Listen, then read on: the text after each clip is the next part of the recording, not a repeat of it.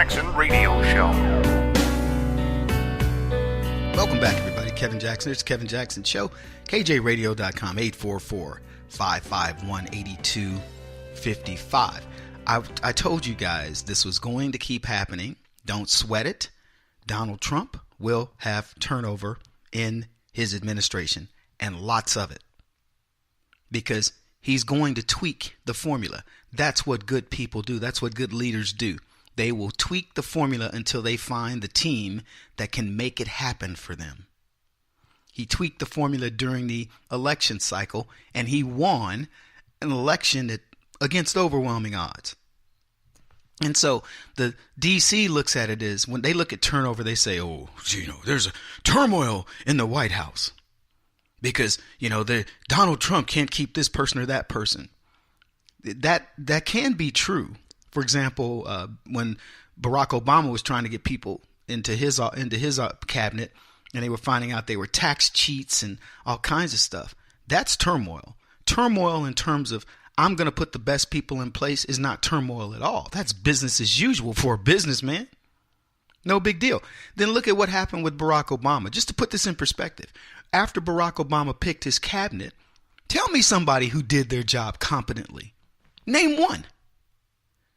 His press secretary, Josh Earn, how many did he go through? 3? Not a one of them's worth, 10 cents in Zimbabwe money. So explain to me, who was good? Was Valerie Jarrett good? Was Hillary Clinton good? Was John Kerry good? Was Joe Biden good? Name me one competent person, a person that you go, man, I would hire that person in a minute. Maurice Sharf, State Department spokespeople, you name it. All of them were worthless. Now, let me ask you this. Would you hire, what's her name? Carrie Ann or Conway? With Kellyanne Conway. Would you hire Kellyanne Conway? I would. I'd hire her in a New York minute. Would you hire Pence? He may not be exactly your type in terms of personality, but he's a competent guy. Pence hasn't made a single wrong move. He's followed along and been a great, number 2 for Donald Trump, just kind of bolstering where things are.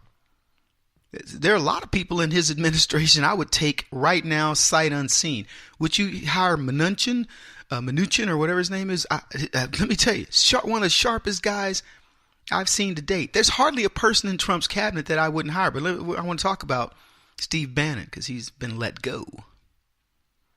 And people, again, he's getting just turmoil. And let me tell you something. Bannon probably did create turmoil. I'll get to that in a second, because I want to talk about some of these other people that have been let go. Corey Lewandowski. I talked to Corey Lewandowski about 3 weeks ago. And Corey says, Kevin, I was a scrappy kid from Pennsylvania, grew up in the, poor, and Donald Trump gave me a chance. I'm feasting now. The guy's doing amazing, writing a book, all this other stuff. But he admitted, he goes, look, man, how much knowledge of DC could I possibly have? He admits that there's a point where DC exceeded him. Now, he didn't say, I was glad to be gone or I wish I was gone, but I think he realized his usefulness to the Trump administration in that capacity was over. So they brought in Manafort. I don't know much about him. He didn't last very long, but he seemed to do okay. He just couldn't handle the media thing. He was too Fonzie cool when he needed to be more on the attack. And then finally, he brought on Steve Bannon. And Bannon, I will tell you right now, worried me from the beginning. And people that know me, I've told this story before. Steve Bannon and I did a radio interview with Steve. And I don't remember the topic. It was at CPAC. And I know it had to do with he asked me a question about the condition in the black community. And I started talking about the things that I talk about. These are problems brought on by liberalism, etc. And thinking that Breitbart Radio was going to be, my answer would have been the same regardless, but thinking that Breitbart Radio would be a friendly in the sense, I just said, well, look, here's the problems plaguing the black community. And Bannon starts pushing back. First, well, Kevin, surely you can do this or that. And you can concede this point to the left. And I'm looking at him like, no, I can't concede that point. And here's why. And then he pushes harder. Yeah, but you did, and he starts becoming argumentative. And it gets to the point on the radio show where I'm like, look, man, I don't know what side of the aisle you're on this subject, but I know a lot more about it than you do. And what you're talking about is nonsense. And after that interview, I was like, I literally got it from the table and was like, this was like interviewing with Tom Hart, some leftist, or Al Sharpton. And then I went to research Bannon, and he's a middle of the road kind of guy. And quite honestly, I think he's a left-leaning conservative or left-leaning moderate at best. Many of his ideas are Hollywood based. And don't misunderstand me, Breitbart, I met Bannon earlier when he was in Quincy, Illinois. That was the first time I met him. And Breitbart introduced him as his business partner. I was like, oh, hey, good to meet you. But I didn't spend any time with him. And Breitbart wanted to reach across and spread the gospel, if you will, of conservatism to Hollywood and other places. But he was in no way a leftist, in no way. And Bannon, who was his right-hand man, was a product of that environment, and I believe is lefty to a big point. So, and he'll call himself a fiscal conservative, but a social liberal. And look, let me tell you something, folks. There's no such thing. You are a social conservative if you believe that two people wanting to be together is none of your business.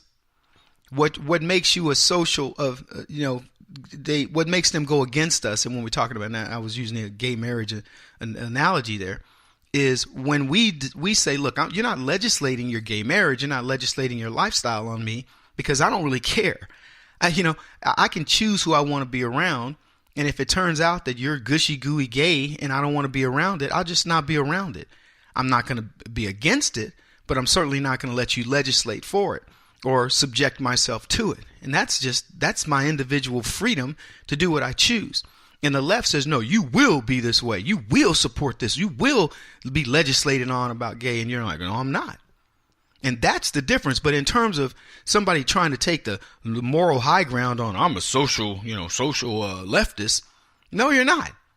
The overwhelming majority of conservatives don't care if you want religion in your life. Just don't tell us not to be religious. We don't care who you choose as a partner. Choose one partner, choose 50 partners. We don't care as long as you don't want to legislate your lifestyle. You want to use drugs? Fine. But don't try to legislate that, if I'm high, I can still come to work and get paid, or I can draw disability and all these other things. No, if you choose to destroy your body, don't make me pay for it. And on and on. So I don't concede this so-called high ground of leftism when it comes to social issues to the left. It's not going to happen. We are just as compassionate to people who screw up because we understand it. One of my good friends, we were talking about this. He said, the reason why I believe in my philanthropy is because it's not mine. God blessed me with wealth and I'm putting it out there. And he goes, and so I'm using God's money to do his will. That's the way I view everything that I do. That's the way, and I'm happy to be around people that feel that way. The left don't feel that way. Anyway, let me go back to Steve Bannon. So he's gone. I believe that Steve Bannon believed that Donald Trump would be this moderate, that he could get left-leaning. And I saw it as a conflict from the beginning. Not to mention, Bannon's not very, based on my interaction with him in that one instance, and I pride myself on knowing people pretty well, I believe that Bannon he was too pig-headed to say, we're going to morph this way. He felt like his ideas were good. Even in arguing with me about black folks, Bannon's trying to, effectively try to make me change my mind about what I know from personal experience and the anecdotal experience of dozens, if not hundreds of other black folks that I'm directly tied to, that we are involved in those issues that mostly plague the black community on a day-to-day basis, and Bannon wants to be argumentative. That would be like me arguing about Hollywood with, somebody who's been entrenched in Hollywood for decades. And I'm going to go, no, you don't understand Hollywood, man. And that person would look at me and go, no, one of us doesn't understand Hollywood, but it's not me. And that was the impression I got from Bannon. So look, I'm glad he's gone. I think Bannon was creating problems within the Trump White House. Now, that being said, People like Donald Trump don't worry about the pettiness of, Bannon's mad at Reince Priebus, who's mad at this or that. He solves problems. He looks at it as, we call it a pain chain. Whoever is creating the most pain is eventually going to be gone. And I believe that's the reason why Reince Priebus is gone. He was the key in the pain chain. But as you kept going, once you get rid of one place that aches, you go to the next place till you finally diagnose the problem. And Bannon got caught up in the other side of that. This is good. This is Trump culling the herd, streamlining the operation and making it better and finding those who are there to solve problems. One thing that executives hate are people who create problems. They restate the problem as opposed to solving it. Kevin Jackson on the Black Sphere Radio Network. Do you owe back taxes to the IRS or state? The secret to avoiding the IRS nightmare is to seek professional representation. My friends at Security Tax Associates provide the most cost-effective and ethical representation in the industry while helping to avoid seizures, levies, and wage garnishments.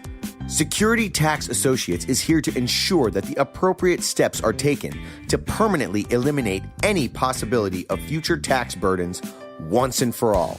For a free, no-obligation consultation, contact Security Tax Associates, 844-779-4177. That's 844-779-4177.